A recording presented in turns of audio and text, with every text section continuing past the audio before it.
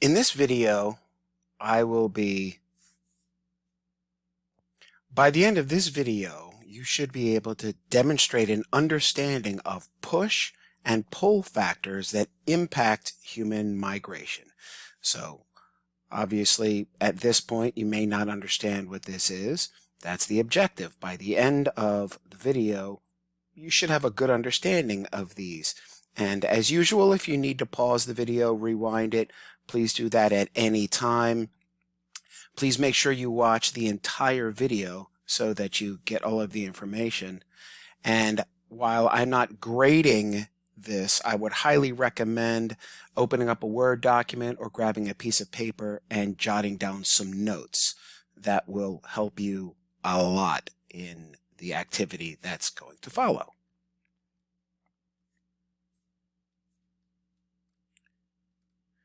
So we talked about this a little bit already, but what I'm going to ask you to consider and think about is, why do people move from their home to another home?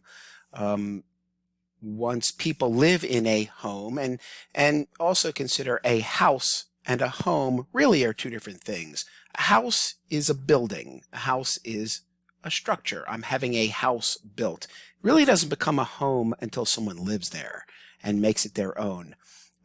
So just a little something to think about. But usually when people live in homes, for the most part, they're pretty content there and they're very comfortable there. And yet people, for all of human history, for one reason or another, have decided to move from one home to another home. And what this video is going to talk about is, why do people move? Some specific reasons. So just think about that in your head. Why would somebody move from one home to another home? Okay, we talked about migration already. Here's a little review. This is a little bit more technical than what we've talked about, but it means the same thing. Migration is the act or the process of people moving from one place to another with the intent of establishing residency. That phrase right there, intent of establishing residency. It's a kind of a real wordy phrase that just means they're going to live to where they move. So again, intent of establishing residency just means that when people migrate, it's migration when they intend to live, make a new home in the new place, not a vacation or anything like that. Now here's a new vocabulary word, immigrant. You've all heard that word before. The definition of immigrant is really pretty simple. An immigrant is a person living in a country that isn't the country they were born in. That's it. So again, I'm not going to grade whether you write this down anywhere, but I would highly recommend it because you are going to need it. So if you need to pause the video, as usual, go ahead and do that. Very, very simple. A lot of people don't understand, when you hear the word immigrant, what does that mean? And it's really just this simple.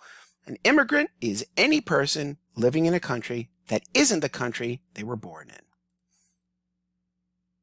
Okay, so here's a short brain pop video on immigration. I'm going to let it play. I would like you to watch it and think about some of the information. And I would also like you to jot down any questions that you might have about this video, and feel free to ask me anytime.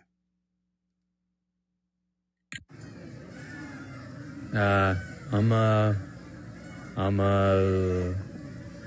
how do you say meatball sandwich in Portuguese? Sanduíche do almôndega, por favor. Dear Tim and Moby, my social studies teacher said America is a country of immigrants. What does that mean? From Myra. Your teacher's right. America was founded, colonized, and built up to what it is today mostly by immigrants and their children. Immigrants are people who settle in a country they weren't born in. Except for American Indians and Native Hawaiians, pretty much every citizen of the United States is either from another country or descended from people from other countries. As opposed to a place like, say, China, where most people belong to families who have lived there for thousands of years. The original settlers of the 13 American colonies came mainly from European countries, especially Great Britain. Well, they came for a few reasons. Many of them were poor and attracted by the almost unlimited economic opportunity of a new land. Many were escaping religious intolerance in their home countries. In America, there was much less control over people's religious beliefs and political beliefs. Finally, there was space. America had tons of unpopulated land compared to Europe. Those same things, money, freedom, and space, continued to drive American immigration over the next few hundred years. In the 1800s, the United States encouraged immigration, almost without any restrictions.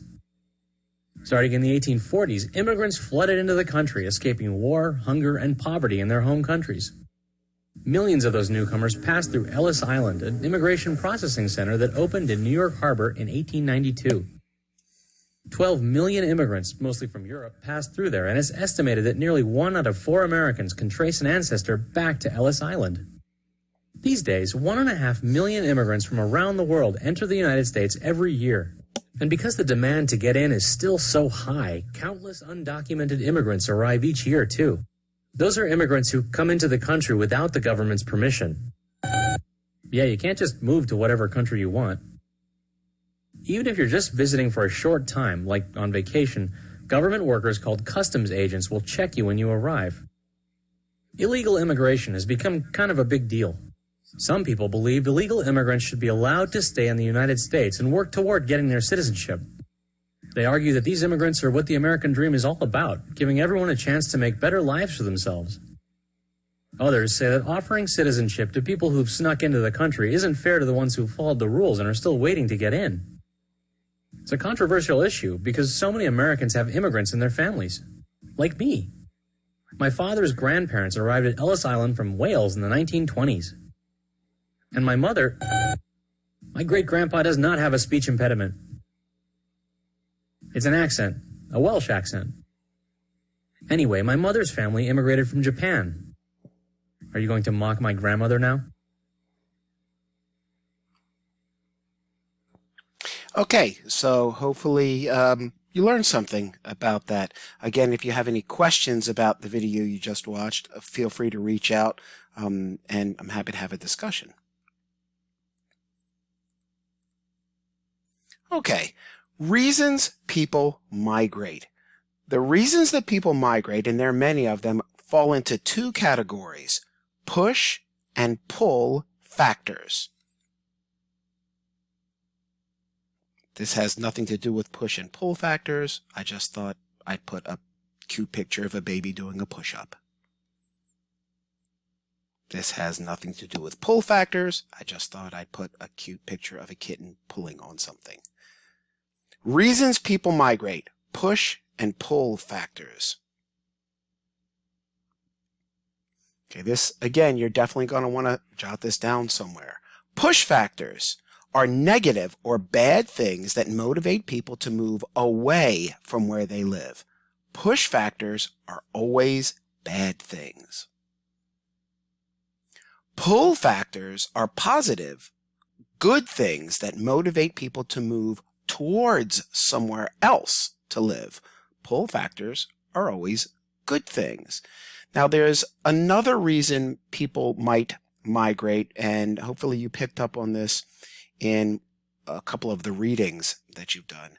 There's also something called forced migration, and this is kind of separate from push and pull factors. Forced migration is the forced movement of people away from their home or region, often through violent means. So going back to the readings, this would apply to the Jews in Nazi Germany and also the Trail of Tears. We're not going to be looking at forced migration right now, but we are going to be looking at push and pull factors. Here's some examples. These are all push factors. The way that you know that they're push factors is these are all negative. These are all bad things. Unemployment, people don't have jobs. It's not safe where they live. Their crops are failing. There's a war. These are all negative things. These are all push factors. These are all pull factors. If you take a look at these, you'll see that these are all good. Here's another little graphic to help you understand. Push factors, you'll see these are all bad things. Pull factors are all good things. And we'll be revisiting this, but take a look at this if you need to pause the video for a minute and make sure that you understand the difference. Push factors, all negative. Pull factors. So if a person is moving and it's for a negative reason, in other words, there's something bad going on where they live, whatever that bad thing that's going on is a push factor. If things are okay where a person lives, but they're better somewhere else, that good thing somewhere else is pulling them. Good things are pull factors. Okay, so hopefully you have a good understanding of these things. Again, I encourage you to rewind the video, watch it as many times as you need to. You will need a good understanding of push and pull factors to do your activity. Once you are done, you will proceed to the next page on the playlist and you'll find directions for your assignment there.